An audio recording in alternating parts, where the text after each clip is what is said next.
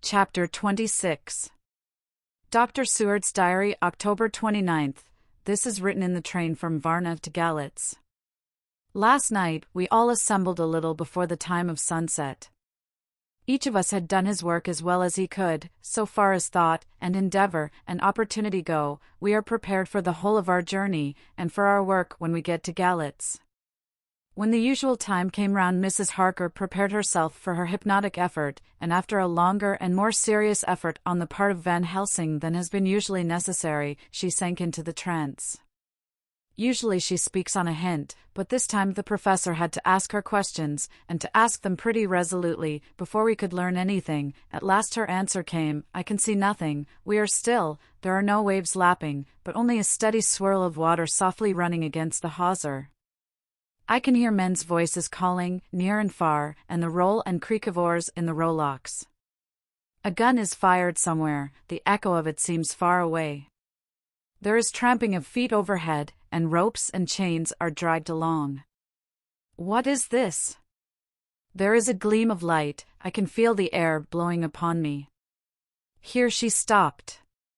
She had risen, as if impulsively, from where she lay on the sofa, and raised both her hands, palms upwards, as if lifting a weight. Van Helsing and I looked at each other with understanding. Quincy raised his eyebrows slightly and looked at her intently, whilst Harker's hand instinctively closed round the hilt of his kukri. There was a long pause. We all knew that the time when she could speak was passing, but we felt that it was useless to say anything. Suddenly she sat up, and, as she opened her eyes, said sweetly, "Would none of you like a cup of tea? You must all be so tired." We could only make her happy, and so acquiesced. She bustled off to get tea. When she had gone, Van Helsing said, "You see, my friends. He is close to land, he has left his earth chest.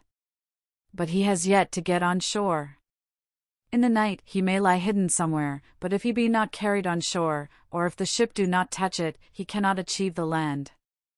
In such case he can, if it be in the night, change his form and can jump or fly on shore, as he did at Whitby. But if the day come before he get on shore, then, unless he be carried, he cannot escape. And if he be carried, then the customs men may discover what the box contain. Thus, in fine, if he escape not on shore tonight, or before dawn, there will be the whole day lost to him. We may then arrive in time, for if he escape not at night we shall come on him in daytime, boxed up and at our mercy, for he dare not be his true self, awake invisible, lest he be discovered." There was no more to be said, so we waited in patience until the dawn, at which time we might learn more from Mrs. Harker. Early this morning we listened, with breathless anxiety, for her response in her trance. The hypnotic stage was even longer in coming than before, and when it came the time remaining until full sunrise was so short that we began to despair. Van Helsing seemed to throw his whole soul into the effort. At last, in obedience to his will, she made reply, "All is dark. I hear lapping water, level with me, and some creaking as of wood on wood." She paused, and the red sun shot up. "We must wait till tonight." And so it is that we are traveling towards Galitz in an agony of expectation. We are due to arrive between 2 and 3 in the morning, but already, at Bucharest, we are 3 hours late, so we cannot possibly get in till well after sun-up. Thus we shall have 2 more hypnotic messages from Mrs. Harker. Either or both may possibly throw more light on what is happening. Later, sunset has come and gone. Fortunately it came at a time when there was no distraction, for had it occurred whilst we were at a station, we might not have secured the necessary calm and isolation. Mrs. Harker yielded to the hypnotic influence even less readily than this morning. I am in fear that her power of reading the Count's sensations may die away, just when we want it most. It seems to me that her imagination is beginning to work. Whilst she has been in the trance hitherto, she has confined herself to the simplest of facts. If this goes on, it may ultimately mislead us. If I thought that the Count's power over her would die away equally with her power of knowledge, it would be a happy thought, but I am afraid that it may not be so. When she did speak, her words were enigmatical. "Something is going out, I can feel it pass me like a cold wind." I can hear, far off, confused sounds, as of men talking in strange tongues, fierce falling water, and the howling of wolves. She stopped and a shudder ran through her, increasing in intensity for a few seconds, till, at the end, she shook as though in a palsy. She said no more, even in answer to the professor's imperative questioning. When she woke from the trance, she was cold, and exhausted, and languid, but her mind was all alert. She could not remember anything, but asked what she had said. When she was told, she pondered over it deeply for a long time and in silence. October 30th, 7 a.m. We are near Galitz now, and I may not have time to write later. Sunrise this morning was anxiously looked for by us all. Knowing of the increasing difficulty of procuring the hypnotic trance, Van Helsing began his passes earlier than usual. They produced no effect, however, until the regular time, when she yielded with a still greater difficulty, only a minute before the sun rose. The professor lost no time in his questioning. Her answer came with equal quickness: all is dark. I hear water swirling by, level with my ears, and the creaking of wood on wood. Cattle low far off. There is another sound, a queer one like. She stopped and grew white, and whiter still. Go on, go on. Speak, I command you, said Van Helsing in an agonized voice. At the same time there was despair in his eyes, for the risen sun was reddening even Mrs. Harker's pale face. She opened her eyes, and we all started as she said, sweetly and seemingly with the utmost unconcern, "Oh, Professor, why ask me to do what you know I can't? I don't remember anything." Then, seeing the look of amazement on our faces, she said, turning from one to the other with a troubled look, "What have I said? What have I done? I know nothing, only that I was lying here, half asleep, and heard you say go on. Speak, I command you. It seemed so funny to hear you order me about, as if I were a bad child." "Oh, Madam Mina," he said, sadly, "it is proof, if proof be needed, of how I love and honor you, when a word for your good, spoken more earnest than ever, can seem so strange because it is to order her whom I am proud to obey. The whistles are sounding, we are nearing Galitz. We are on fire with anxiety and eagerness." Mina Harker's Journal. October 30th. Mr. Morris took me to the hotel where our rooms had been ordered by telegraph, he being the one who could best be spared, since he does not speak any foreign language. The forces were distributed much as they had been at Varna, except that Lord Godalming went to the vice-consul, as his rank might serve as an immediate guarantee of some sort to the official, we being in extreme hurry. Jonathan and the two doctors went to the shipping agent to learn particulars of the arrival of the Tsarina Catherine. Later, Lord Godalming has returned. The consul is away, and the vice-consul sick, so the routine work has been attended to by a clerk. He was very obliging, and offered to do anything in his power. Jonathan Harker's Journal. October 30th. At 9 o'clock Dr. Van Helsing, Dr. Seward, and I called on Messrs. Mackenzie and Steinkopf, the agents of the London firm of Hapgood. They had received a wire from London, in answer to Lord Godalming's telegraphed request, asking us to show them any civility in their power. They were more than kind and courteous, and took us at once on board the Tsarina Catherine, which lay at anchor out in the river harbour. There we saw the captain, Donaldson by name, who told us of his voyage. He said that in all his life he had never had so favourable a run. "Man," he said, "but it made us afeard, for we expected that we should have to pay for it some rare piece o' ill luck, so as to keep up the average. It's no canny to run frae London to the Black Sea a wind ahint ye, as though the deil himself were blawin' on your sail for his ain purpose. And at the time we could no speir a thing. Jim we were nigh a ship, or a port, or a headland, a fog fell on us and travelled wi' us, till when after it had lifted and we looked out, the deil a thing could we see. We ran by Gibraltar without being able to signal, until we came to the Dardanelles, and had to wait to get our permit to pass. We never were within hail o' aught. At first I inclined to slack off sail, and beat about till the fog was lifted, but whiles, I thought that if the deil was minded to get us into the Black Sea quick, he was like to do it whether we would or no. If we had a quick voyage, it would be no to our miscredit why the owners, or no hurt to our traffic, and the old mon who had served his own purpose would be decently grateful to us for no hind in him. This mixture of simplicity and cunning, of superstition and commercial reasoning, aroused Van Helsing, who said, "Mine friend, that devil is more clever than he is thought by some, and he know when he meet his match." The skipper was not displeased with the compliment, and went on. When we got past the Bosphorus, the men began to grumble. Some of them, the Romanians, came and asked me to heave overboard a big box which had been put on board by a queer-looking old man just before we had started frae London. I had seen them speer at the fellow, and put out their TWA fingers when they saw him, to guard against the evil eye. Man! But the superstition of foreigners is perfectly ridiculous. I sent them about their business pretty quick, but as just after a fog closed in on us, I felt a wee bit as they did anent something, though I wouldn't say it was egg in the big box. Well, on we went, and as the fog didn't let up for 5 days, I yost let the wind carry us, for if the deal wanted to get somewheres, well, he would fetch it up airit. And if he didn't, well, we'd keep a sharp lookout anyhow. Sure enough, we had a fair way and deep water all the time, and 2 days ago, when the morning sun came through the fog, we found ourselves just in the river opposite Galats. The Romanians were wild, and wanted me right or wrong to take out the box and fling it in the river.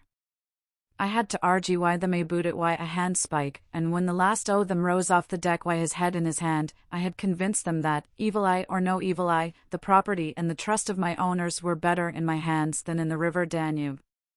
They had, mind ye, taken the box on the deck ready to fling in, and as it was marked Galats via Varna, I thought I'd let it lie till we discharged in the port and get rid o' Althegathur. We didn't do much clearin' that day, and had to remain the night at anchor, but in the mornin', braw early, an hour before sun-up, a man came aboard wi' an order, written to him from England, to receive a box marked for one Count Dracula. Sure enough the matter was one ready to his hand. He had his papers a read, and glad I was to be rid o' the damn thing, for I was beginning myself to feel uneasy at it. If the deal did have any luggage aboard the ship, I'm thinking it was none ither than that same. What was the name of the man who took it? Asked Dr. Van Helsing with restrained eagerness. I'll be tellin' ye quick, he answered, and, stepping down to his cabin, produced a receipt signed Emanuel Hildesheim. Bergenstrasse 16 was the address. We found out that this was all the captain knew, so with thanks we came away. We found Hildesheim in his office, a Hebrew of rather the Adelphi theatre type, with a nose like a sheep, and a fez. His arguments were pointed with specie, we doing the punctuation, and with a little bargaining he told us what he knew. This turned out to be simple but important. He had received a letter from Mr. Deville of London, telling him to receive, if possible before sunrise so as to avoid customs, a box which would arrive at Galats in the Tsarina Catherine. This he was to give in charge to a certain Petrov Xxvi, who dealt with the Slovaks who traded down the river to the port. He had been paid for his work by an English bank note, which had been duly cashed for gold at the Danube International Bank. When Xxvi had come to him, he had taken him to the ship and handed over the box, so as to save porterage. That was all he knew. We then sought for Xxvi, but were unable to find him.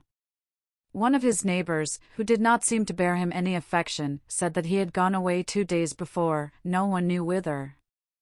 This was corroborated by his landlord, who had received by messenger the key of the house together with the rent due, in English money. This had been between 10 and 11 o'clock last night. We were at a standstill again. Whilst we were talking, one came running and breathlessly gasped out that the body of Xxvi had been found inside the wall of the churchyard of St. Peter, and that the throat had been torn open as if by some wild animal.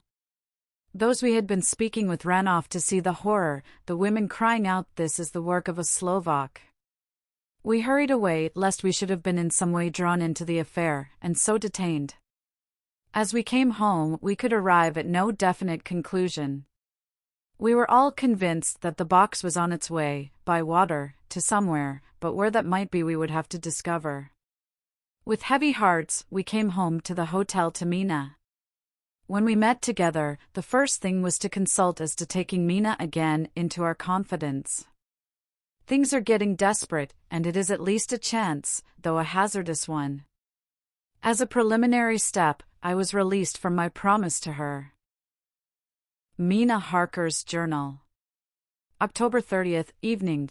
They were so tired and worn out and dispirited that there was nothing to be done till they had some rest, so I asked them all to lie down for half an hour whilst I should enter everything up to the moment.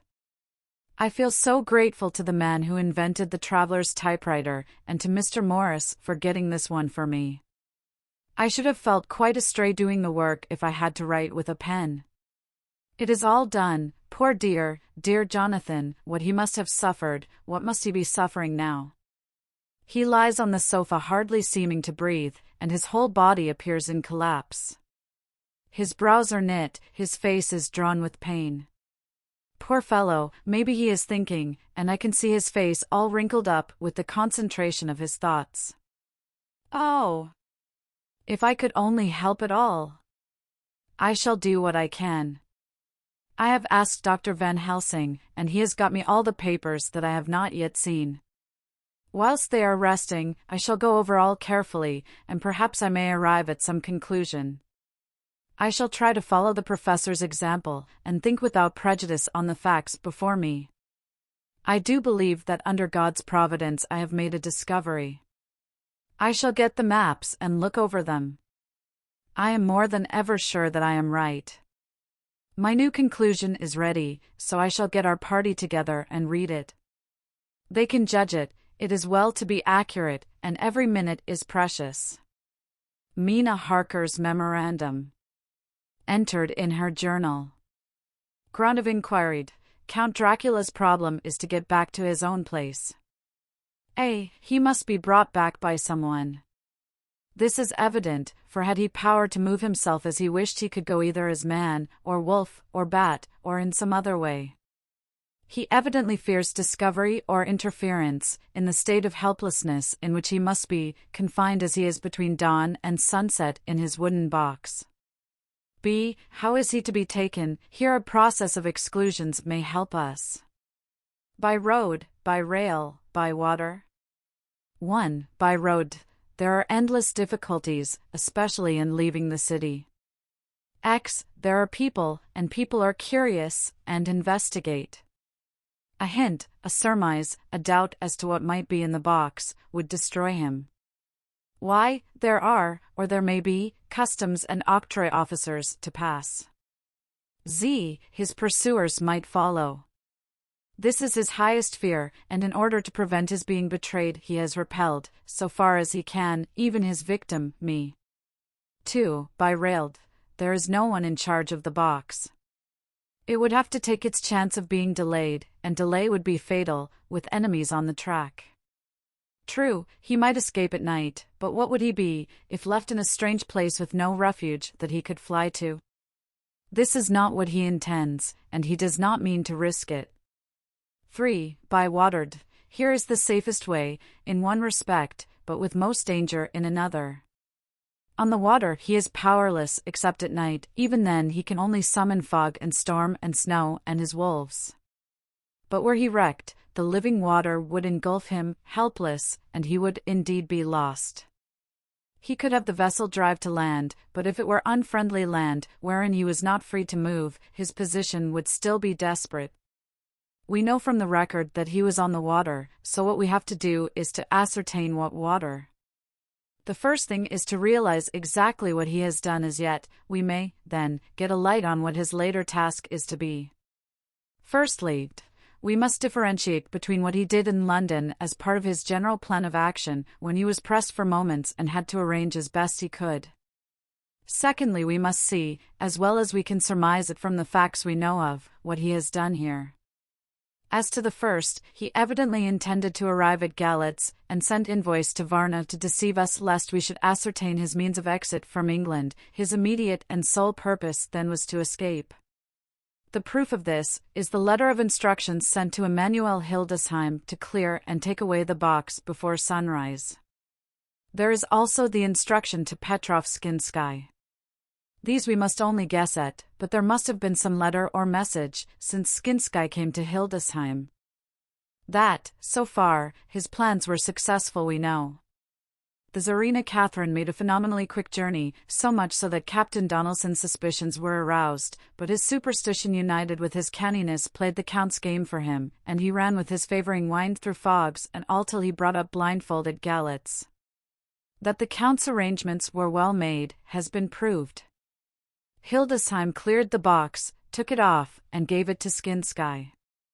Xxvi took it, and here we lose the trail. We only know that the box is somewhere on the water, moving along. The customs and the octroi, if there be any, have been avoided. Now we come to what the Count must have done after his arrival, on land, at Galitz. The box was given to Xxvi before sunrise. At sunrise, the Count could appear in his own form. Here, we ask why Xxvi was chosen at all to aid in the work? In my husband's diary, Xxvi is mentioned as dealing with the Slovaks who trade down the river to the port, and the man's remark, that the murder was the work of a Slovak, showed the general feeling against his class. The Count wanted isolation. My surmise is, that in London the Count decided to get back to his castle by water, as the most safe and secret way. He was brought from the castle by Skani, and probably they delivered their cargo to Slovaks, who took the boxes to Varna, for there they were shipped for London. Thus the Count had knowledge of the persons who could arrange this service. When the box was on land, before sunrise or after sunset, he came out from his box, met Xxvi and instructed him what to do as to arranging the carriage of the box up some river. When this was done, and he knew that all was in train, he blotted out his traces, as he thought, by murdering his agent. I have examined the map and find that the river most suitable for the Slovaks to have ascended is either the Pruth or the Sereth. I read in the typescript that in my trance I heard cows low and water swirling level with my ears and the creaking of wood. The Count in his box, then, was on a river in an open boat, propelled probably either by oars or poles, for the banks are near and it is working against stream. There would be no such sound if floating downstream. Of course it may not be either the Sereth or the Pruth, but we may possibly investigate further. Now of these two, the Pruth is the more easily navigated, but the Sereth is, at Fundu, joined by the Bistritza which runs up round the Borgo Pass. The loop it makes is manifestly as close to Dracula's castle as can be got by water. Mina Harker's journal continued. When I had done reading, Jonathan took me in his arms and kissed me. The others kept shaking me by both hands, and Dr. Van Helsing said, "Our dear Madam Mina is once more our teacher. Her eyes have been where we were blinded. Now we are on the track once again, and this time we may succeed. Our enemy is at his most helpless, and if we can come on him by day, on the water, our task will be over. He has a start, but he is powerless to hasten, as he may not leave his box lest those who carry him may suspect, for them to suspect would be to prompt them to throw him in the stream where he perish. This he knows, and will not. Now men, to our council of war, for, here and now, we must plan what each and all shall do." "I shall get a steam launch and follow him," said Lord Godalming. "And I, horses to follow on the bank lest by chance he land," said Mr. Morris. "Good," said the professor, "both good. But neither must go alone. There must be force to overcome force if need be. The Slovak is strong and rough, and he carries rude arms." All the men smiled, for amongst them they carried a small arsenal. Said Mr. Morris, "I have brought some Winchesters, they are pretty handy in a crowd, and there may be wolves." The Count, if you remember, took some other precautions. He made some requisitions on others that Mrs. Harker could not quite hear or understand. "We must be ready at all points." Dr. Seward said, "I think I had better go with Quincy. We have been accustomed to hunt together, and we too, well armed, will be a match for whatever may come along." "You must not be alone, Art. It may be necessary to fight the Slovaks, and a chance thrust, for I don't suppose these fellows carry guns, would undo all our plans." There must be no chances, this time. We shall not rest until the Count's head and body have been separated, and we are sure that he cannot reincarnate. He looked at Jonathan as he spoke, and Jonathan looked at me. I could see that the poor dear was torn about in his mind. Of course he wanted to be with me, but then the boat service would, most likely, be the one which would destroy the vampire. Why did I hesitate to write the word? He was silent a while, and during his silence Dr. Van Helsing spoke. Friend Jonathan, this is to you for twice reasons. First, because you are young and brave and can fight, and all energies may be needed at the last, and again that it is your right to destroy him, that, which has wrought such woe to you and yours. Be not afraid for Madam Mina, she will be my care, if I may. I am old. My legs are not so quick to run as once, and I am not used to ride so long, or to pursue as need be, or to fight with lethal weapons. But I can be of other service, I can fight in other way. And I can die, if need be, as well as younger men. Now let me say that what I would is this, while you, my Lord Godalming and friend Jonathan go in your so swift little steamboat up the river, and whilst John and Quincy guard the bank where perchance he might be landed, I will take Madam Mina right into the heart of the enemy's country. Whilst the old fox is tied in his box, floating on the running stream whence he cannot escape to land, where he dares not raise the lid of his coffin box lest his Slovak carriers should in fear leave him to perish, we shall go in the track where Jonathan went, from Bistritz over the Borgo, and find our way to the castle of Dracula.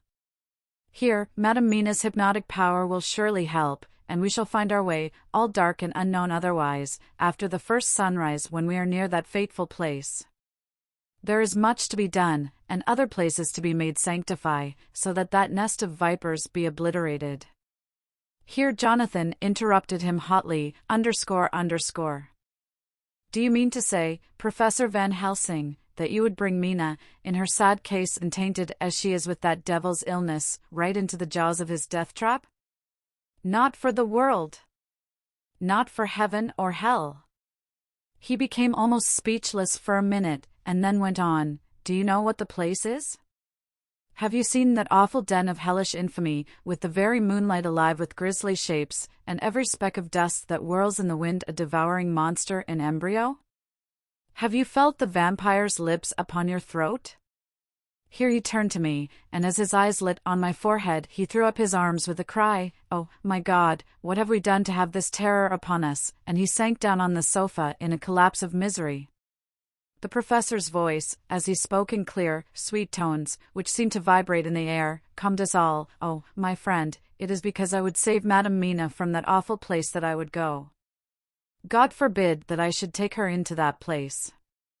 There is work, wild work, to be done there, that her eyes may not see. We men here, all save Jonathan, have seen with our own eyes what is to be done before that place can be purified. Remember that we are in terrible straits. If the Count escape us this time, and he is strong and subtle and cunning, he may choose to sleep him for a century, and then in time our dear 1 inch, he took my hand, would come to him to keep him company, and would be as those others that you, Jonathan, saw. You have told us of their gloating lips, you heard their ribald laugh as they clutched the moving bag that the Count threw to them. You shudder, and well may it be. Forgive me that I make you so much pain, but it is necessary. My friend, is it not a dire need for the which I am giving, possibly my life? If it were that anyone went into that place to stay, it is I who would have to go to keep them company. Do as you will, said Jonathan, with a sob that shook him all over, we are in the hands of God. Later, it did me good to see the way that these brave men worked. How can women help loving men when they are so earnest, and so true, and so brave? And, too, it made me think of the wonderful power of money. What can it not do when it is properly applied, and what might it do when basely used? I felt so thankful that Lord Godalming is rich, and that both he and Mr. Morris, who also has plenty of money, are willing to spend it so freely. For if they did not, our little expedition could not start either so promptly or so well equipped, as it will within another hour. It is not 3 hours since it was arranged what part each of us was to do, and now Lord Godalming and Jonathan have a lovely steam launch, with steam up ready to start at a moment's notice. Dr. Seward and Mr. Morris have half a dozen good horses, well appointed. We have all the maps and appliances of various kinds that can be had. Professor Van Helsing and I are to leave by the 11:40 train tonight for Veresti, where we are to get a carriage to drive to the Borgo Pass. We are bringing a good deal of ready money, as we are to buy a carriage and horses. We shall drive ourselves, for we have no one whom we can trust in the matter. The professor knows something of a great many languages, so we shall get on all right. We have all got arms, even for me a large-bore revolver. Jonathan would not be happy unless I was armed like the rest. Alas! I cannot carry one arm that the rest do, the scar on my forehead forbids that. Dear Dr. Van Helsing comforts me by telling me that I am fully armed, as there may be wolves. The weather is getting colder every hour, and there are snow flurries which come and go as warnings. Later, it took all my courage to say goodbye to my darling. We may never meet again. Courage, Mina. The professor is looking at you keenly, his look is a warning. There must be no tears now, unless it may be that God will let them fall in gladness. Jonathan Harker's Journal. October 30th. Night. I am writing this in the light from the furnace door of the steam launch. Lord Godalming is firing up. He is an experienced hand at the work, as he has had for years a launch of his own on the Thames, and another on the Norfolk Broads. Regarding our plans, we finally decided that Mina's guess was correct, and that if any waterway was chosen for the Count's escape back to his castle, the Sereth and then the Bistritza at its junction, would be the one. We took it, that somewhere about the 47th degree, north latitude, would be the place chosen for the crossing the country between the river and the Carpathians. We have no fear in running at good speed up the river at night. There is plenty of water, and the banks are wide enough apart to make steaming, even in the dark, easy enough. Lord Godalming tells me to sleep for a while, as it is enough for the present for one to be on watch. But I cannot sleep. How can I, with the terrible danger hanging over my darling, and her going out into that awful place? My only comfort is that we are in the hands of God. Only for that faith it would be easier to die than to live, and so be quit of all the trouble. Mr. Morris and Dr. Seward were off on their long ride before we started. They are to keep up the right bank, far enough off to get on higher lands where they can see a good stretch of river and avoid the following of its curves.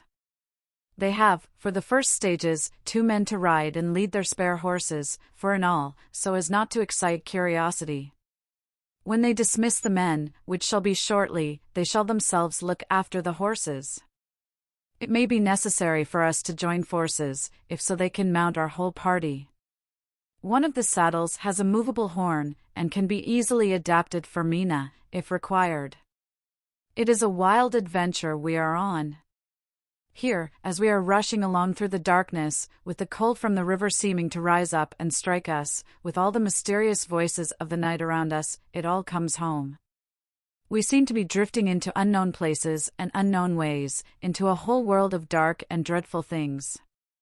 Godalming is shutting the furnace door. October 31st, still hurrying along.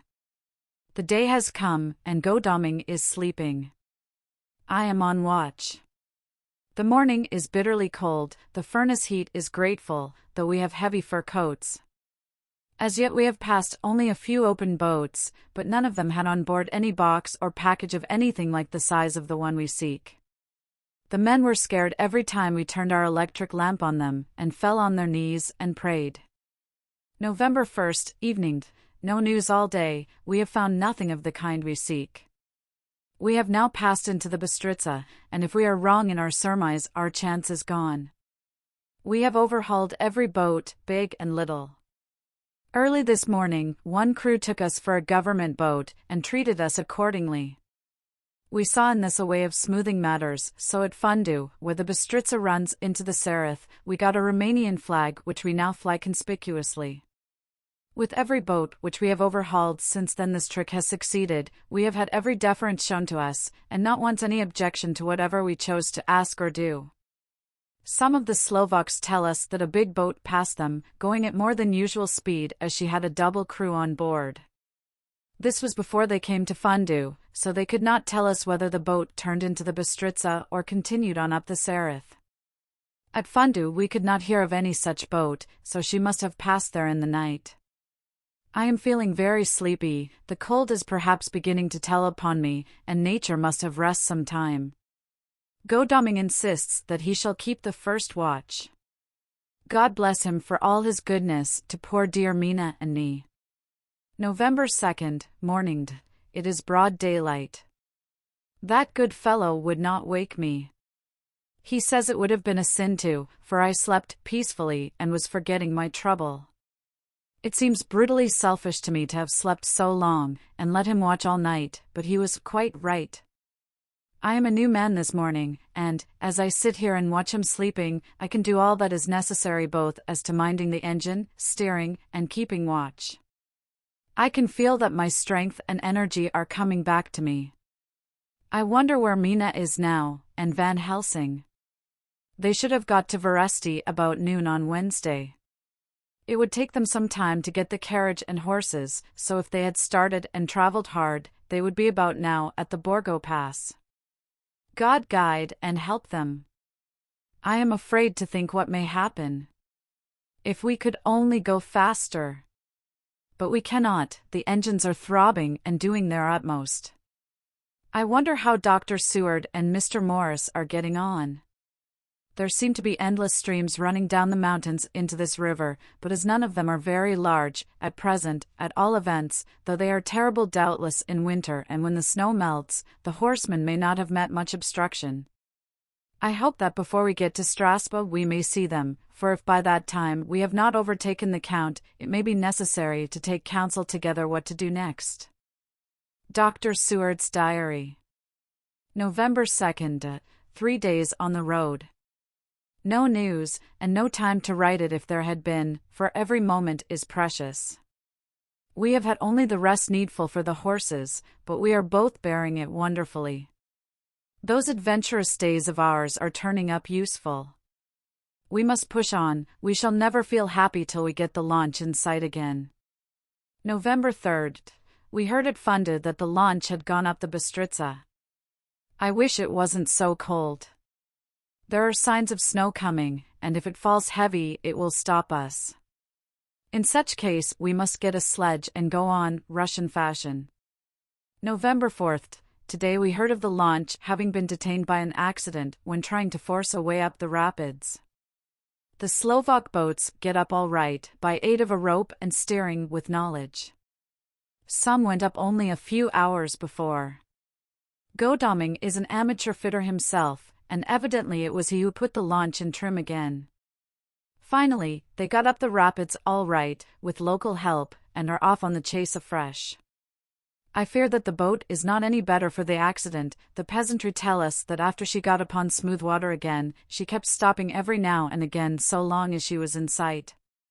We must push on harder than ever, our help may be wanted soon. Mina Harker's Journal. October 31st. Arrived at Veresti at noon. The professor tells me that this morning at dawn he could hardly hypnotize me at all, and that all I could say was, dark and quiet. He is off now buying a carriage and horses. He says that he will later on try to buy additional horses, so that we may be able to change them on the way. We have something more than 70 miles before us. The country is lovely and most interesting. If only we were under different conditions, how delightful it would be to see it all. If Jonathan and I were driving through it alone, what a pleasure it would be.